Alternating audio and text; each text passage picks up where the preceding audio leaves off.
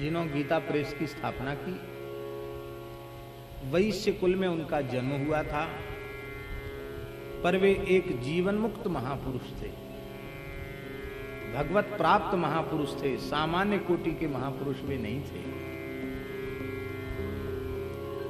जब मात्र 18 वर्ष की आयु उनकी थी, उसमें उनको भगवान के चतुर्भुज स्वरूप का प्रत्यक्ष दर्शन हुआ था।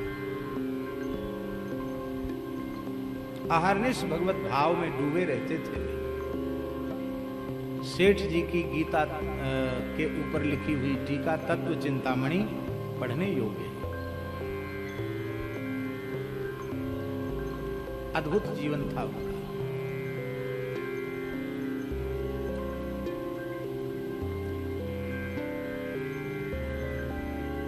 सेठ जी के बारे में यह कहा जाता है कि अहर्निश वे राम नाम का जप करते थे। 24 घंटे उनसे नाम प्रकट होता रहता था। भगवान ने प्रसन्न होकर उन्हें वरदान दिया था कि आप जिससे बात कर लोगे, सामान्य बातचीत भी कर लोगे, जो आपका दर्शन कर लेगा, आप जिससे बातचीत कर लोगे वो भी मुक्त हो जाएगा। ऐसे थे, सामान्य बात नहीं है। उच्च कोटि के महापुरुष थे सेठ श्री जयदयाल गोयनका जी। परम निष्काम।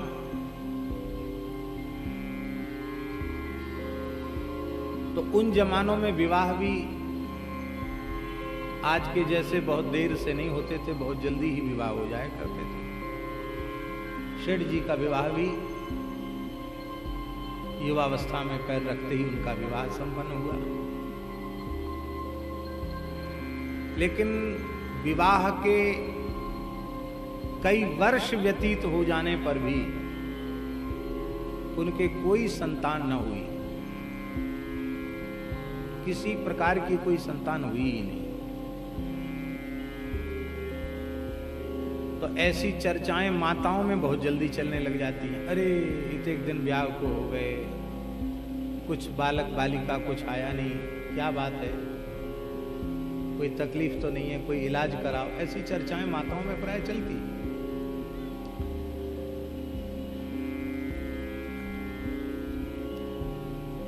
तो सेठ जी की गृहिणी से पूछा गया, स्त्रियों ने पूछा कि क्या बात है, संतान क्यों नहीं होती, इनमें कुछ कमी है कि तुम में कुछ कमी है, संतान क्यों नहीं, संतान के अभाव का कारण क्या है। तो सेठ जी की गृहिणी ने कहा कि पूज्य सेठ जी जैसे ही शयनागार में प्रवेश करते हैं कि राम नाम की धुन हमारे भीतर से आरंभ हो जाती है और मेरा मन अत्यंत निष्काम और निर्विकार हो जाता है। सेठ जी राम राम करते करते शयन कर जाते हैं और जब वे सोते हैं तो हमको लगता है कोई 4-5 बरस का बालक सो रहा है। तो उनकी पवित्र सन्निधि के कारण आज तक मेरे मन में विकार ही उत्पन्न नहीं हुआ। तो मन में विकार ही उत्पन्न नहीं हुआ तो संतति कैसे हो गई। हमको तो सेठ जी को देखकर लगता कि 4-5 साल का बच्चा लेटा हुआ है। अभी रामानंद जी ने एक पुस्तक हमको दी, पातंजलि योग प्रदीप। उसका एक सूत्र है, अहिंसा प्रतिष्ठायाम तत्सनिधु वैरत्यागः। जिस साधक में अहिंसा की प्रतिष्ठा हो जाती है उसके निकट आने वाले जीव जंतु हिंसा वृत्ति का त्याग कर देते हैं।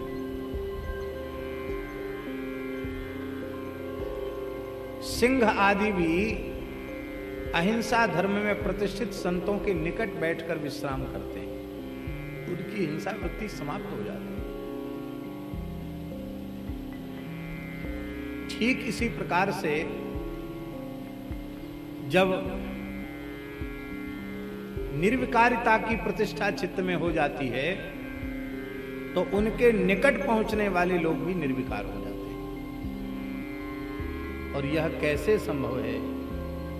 यह केवल और केवल श्री राम नाम के आश्रय से संभव है। संत श्री रैदास जी महाराज चर्मकार कुल में उत्पन्न हुए थे।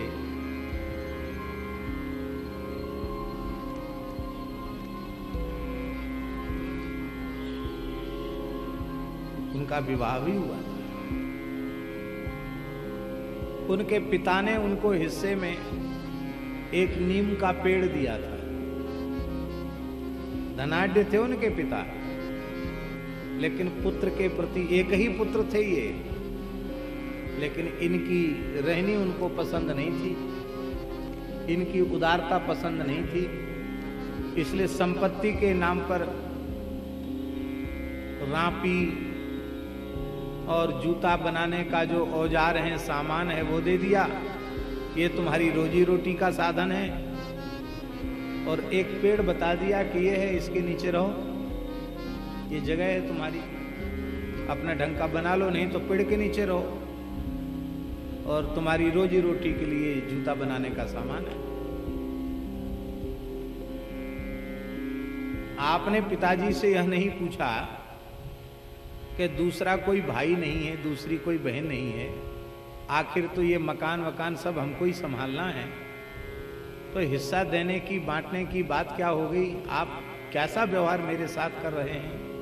आपने नहीं कहा। प्रसन्नतापूर्वक नीम के वृक्ष के नीचे आ गए, और बाद में ठाकुर जी ने बहुत विस्तार उनका किया, लेकिन संत श्री रैदास जी जीवन भर नीम के वृक्ष के नीचे ही रह गए, ठंडी गर्मी बरसात अपनी पत्नी के सहित, और गृहस्थ होते हुए भी जीवन पर्यंत कंचन और कामनी का स्पर्श ही नहीं किया।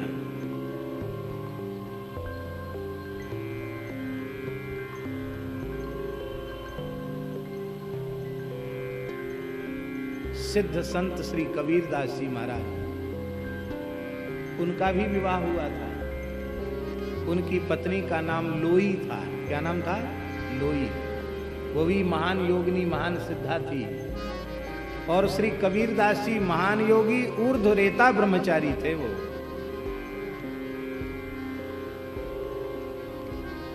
कबीरदास जी के एक पुत्र था, उस पुत्र का नाम था कमाल। एक पुत्री थी, उसका नाम था कमाली। आप कहेंगे बेटा बेटी दोनों थे, फिर भी ऊर्ध्वरेता ब्रह्मचारी कैसे हो गए? एक बालक मर गया था, उसको गंगा जी में प्रवाह करने के लिए लोग लाए थे, भीड़ इकट्ठी थी, बादशाह सिकंदर उपस्थित था। श्री कबीरदास जी को पकड़ रखा था, चमत्कार देखना चाहता था। कबीरदास जी ने सोचा ऐसे तो ये छोड़ेगा नहीं, जब कुछ चमत्कार देखना ही चाहता तो राम जी की इच्छा से कुछ दिखा दो। तो संत श्री कबीरदास जी ने कहा बालक से, मरे हुए बालक से, हे बालक, अल्लाह ताला के हुक्म से जिंदा हो जा। नहीं हुआ। बादशाह सिकंदर के हुक्म से जिंदा हो जा। नहीं हुआ जिंदा।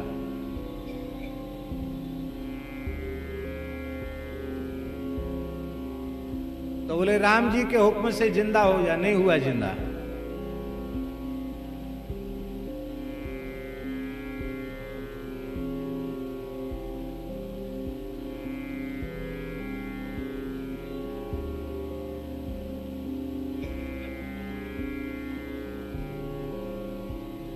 ए बच्चा, कबीर के हुक्म से जिंदा हो जा। बालक जिंदा हो गया। उन्हें यह दिखाना था कि भगवान के भक्त में कितनी शक्ति होती है। बादशाह के मुंह से निकला कमाल कमाल कमाल कमाल। बालक का नाम ही पड़ गया कमाल। ऐसे कमाल था उनका, औरस पुत्र नहीं था। ऐसे ही एक लड़की असमय में मर गई थी। परिवार के लोग रुदन कर रहे थे, उसको छोटी बच्ची थी, गाड़ने आए थे, तो उसको भी कबीरदास जी ने जीवित कर दिया। वो कमाली हो गई। ये उदाहरण हम इसलिए दे रहे हैं कि भगवान के नाम की ऐसी अद्भुत महिमा है, अनुपम महिमा है। चाहे जैसा कठिन कराल कलिकाल हो, आप अनन्य भाव से, निश्चल निष्कपट भाव से श्री राम नाम का आश्रय लें, आप जीते जी मुक्त हो जाएंगे, जीवन मुक्त हो जाएंगे, आप निर्विकार हो जाएंगे, आप कलिमल से रहित हो जाएंगे।